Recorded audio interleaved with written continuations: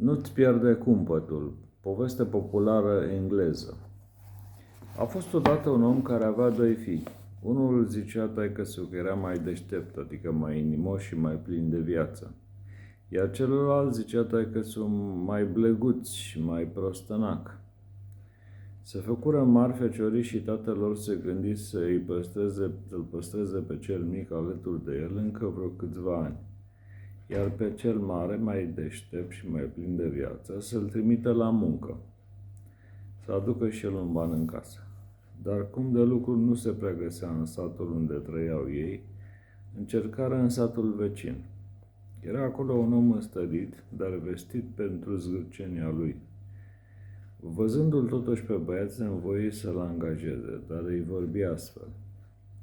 Ascultă, băiete, condiția mea e asta, să știi să nu-ți pierzi cumpătul, oricât ai fi de supărat sau nedumerit de ceea ce ai să vezi, sau să ți se întâmple. Ai să muncești multă vreme la mine, dar dacă îți vei pierde cumpătul, să știi că nici simbrie nu vei avea de la prima dată și îți voi tăia urechi, chiar dacă îți vei pierde cumpătul la a doua oră, ți-o tai pe a doua ureche, iar dacă și a treia oră te vei înfuria, îți pierzi slujba. În schimb, dacă mă vei vedea pe mine vreodată când voi pierde cumpătul, ceea ce nu s-a întâmplat niciodată, să știi că primești simbrie pe un an. Pe cât de ciudat i s-a părut băiatului toate cele pretinse de viitorul lui stăpân, neavând prea mult de ales, primi condițiile. A doua zi se duse la câmp și când veni seara, istovit de muncă, pe masă găsi o bucată de mămăligă rece. Strâmbă din nas, îi veni să o dea de pământ, dar își aminti ceea ce îi susese doar cu o zi în urmă.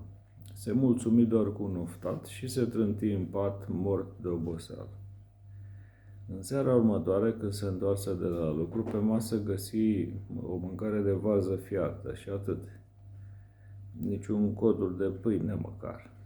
Foamea și furia l-au făcut să uite de tot și de toate și a aruncat varza cât colo, trăgând și o înjurătură. Atât a așteptat stăpânul lui, care pândea totul într-un colț. Veni lângă el și tăie o ureche.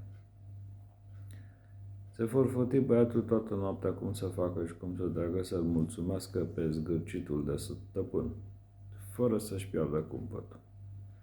Dar cum să nu și-l piardă dacă după o zi de trude el îi dădea o varză fiartă? După o noapte întreagă de frământări în zorii zilei, socoti el că ar fi mai înțelept să renunțe. Și pleca acasă la tatăl său și la fratele său să le istorisească tot. Ei îl ascultară și fratele mai mic îi spuse: mă duc eu în locul tău și te voi răzbuna. Ia te uită, dacă fratele tău n-a fost în stare să reziste, o să reziști tu, prâslă, îl dojeni taică-su. Dar atâta se rugă de ei doi, până la urmă îi spusă să amândoi: e bine, du-te, dar dacă vei veni și tu după o zi sau două într-o ureche, ce ai să faci? Și fiul cel bleguț și prostănac se duse în locul fratelui său. Stăpânul își freca mâinile de mulțumire că avea ocazia acum să-l muncească degeaba pe alt flăcău. Și îl trimise la câmp și când se întoarse seara, îl așteptă și pe el cu un boț rece de mămăligă și flăcăul o mâncă cu poftă. Și a doua seară, cu o varză fiartă.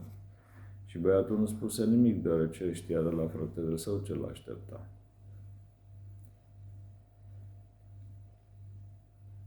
Mai de nedumerit era stăpânul decât sluga și tot așa au dus-o vreo săptămână. Într-o bună zi, stăpânul îi spuse: mâine te duci la târg și vinzi perechea asta de boi. Te întorci apoi cu banii acasă. Băiatul se duse cu boi la târg, îi vându pe un preț bun, dar stăpânului nu-i dădu niciun sfert din cât luase el. Ăștia-s banii. Abia mi-a dat un om și atât, că a zis că boii sunt bătrâni și nu mai fac nici două parale, îi zise băiatul. Stăpânului venea să-l strângă de gât, dar se abținu, căci de nu trebuia să-i dea simbria pe un an. Înghiți așadar în sec și primi cât îi dădu băiatul. După După mai mult timp îi spuse: ia porumbul ăsta și du-l la moară la măcinat, apoi vii cu saci de mălai acasă. Se duse băiatul la moară cu porumbul, îi măcină morarul 10 saci cu mălai. Duse băiatul nou acasă la el și se întoarse la stăpânul cel rău și zgârcit cu un singur sac. Și de data asta stăpânului nu-și pierdu cumpătul. Luă sacul cu mălai și îl zăvoră în magazie, dar toată ziua aceea nu făcu alta decât să scrâșnească din dinți. Ba scrâșni și toată noaptea din dinți. Dar zilele au trecut una după alta și stăpânul, uitând de pocinocele făcute de băiat până atunci, îi dădui altă treabă de făcut. Mâine în zor, spuse el, te duci cu 10 porci la târg și te întorci imediat cu banii acasă. Băiatul duse porcii la târg, dar vându numai 5. Pe ceilalți 5 îi duse acasă la el. Și tot acasă lăsă și banii luați pe cei vânduți. Se întoarse apoi la stăpân și cu aerul cel mai senin din lume îi spuse: nu știți ce nenorocire s-a întâmplat. Ca să iau preț mai bun pe porci, m-am gândit să duc mai întâi la râu, să-i spăl, ca să arate mai frumoși. Dar ce să vezi, s-au înnecat toți 10, unul după altul. Cât dori stăpânul său să-și păstreze cumpătul, nu mai izbuti și, izbucnind odată în toate furiile, dădu cu pumnul în masă. Se făcu țândări, tot ce se afara pe ea și tună și fulgeră: mai distrus, mai ruinat, nu ți-o mai iert. Am pierdut o avere. Și ar fi vrut să mai continue, dar băiatul îl scuti de o ureche, cum fusese învoială, adăugând: și leafa pe un an. Așadar, prostăna cu familie, se întoarse acasă cu bani, pe lângă cele ce mai adusese el în câteva rânduri, răzbunându-și și pe fratele său mai mare.